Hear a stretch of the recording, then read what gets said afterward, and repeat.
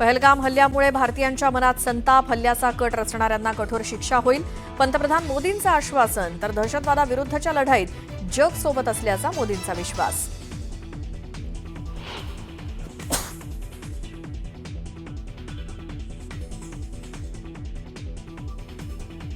भारतानं पाणीपुरवठा बंद केल्यास अण्वस्त्र हल्ला करणार. 130 अण्वस्त्र फक्त भारतासाठीच आहेत. पाकिस्तानच्या रेल्वे मंत्र्यांचा इशारा.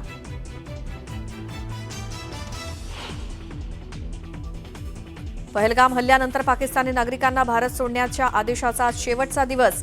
अटारी वाघा बॉर्डरवर नागरिकांची मोठी गर्दी.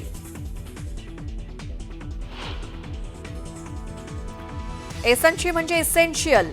एकनाथ शिंदे हा महाराष्ट्रासाठी आवश्यक. एसनची या ठाकरेंनी दिलेल्या नावावरनं शिंदेंची ठाकरेंवर सडकून टीका.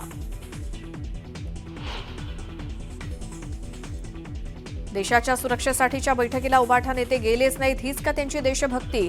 एकनाथ शिंदेंचा ठाकरेंना थेट सवाल.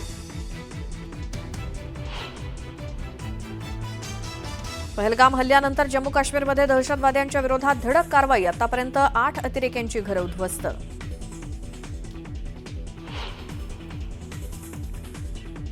जेवढे पाकिस्तानी नागरिक आहेत ते सापडले, सर्वांना घालवण्याची व्यवस्था केली. एकही पाकिस्तानी राहणार नाही.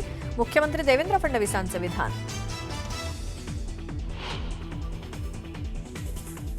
छत्तीसगडच्या सीमेवर लष्करानं माओवाद्यांना घेरलं. लष्कराला डोंगराच्या भागात आढळली गुहा. सलग 6व्या दिवशी लष्कराकडनं शोध मोहीम सुरू.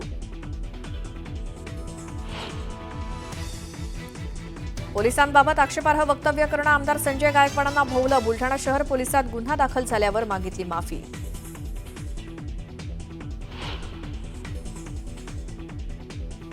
नदी सुधार प्रकल्पाचं काम तुर्तास स्थगित करा. विधानसभा उपाध्यक्ष अण्णा बनसोडेंचं पुणे आणि पिंपरी चिंचवड पालिका आयुक्तांना आदेश.